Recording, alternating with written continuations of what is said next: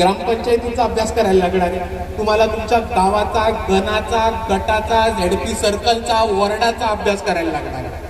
तिकडे काय समीकरणं बसतात, कोणते समूह कोणत्या संख्येमध्ये तिथे असतात, तिकडचे स्थानिक समीकरणं काय आहेत, त्याचबरोबर आपला प्रभाग कुठे संपतो, आपला वॉर्ड कुठे संपतो ह्याचा सखोल अभ्यास पाहिजे.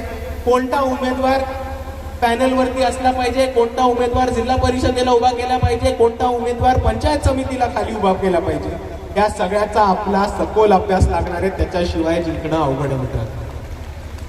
आणि दुसरी अजून एक लक्षात घ्या की ही जी स्थानिक स्वराज्य संस्थांची जी निवडणूक आहे, ही जी लोकल बॉडीची निवडणूक आहे, ही निवडणूक पक्षाच्या, राज्याची किंवा राष्ट्रीय नेत्यांची नाहीये. ही निवडणूक पक्षाच्या स्थानिक तळागाळातल्या कार्यकर्त्यांची, आणि ती लढली सुद्धा स्थानिक स्वराज्य संस्थेच्या लोकांनी, म्हणजेच स्थानिक कार्यकर्त्यांनी जाणार. आणि ह्याचे मुद्दे पण इकडचेच असणार.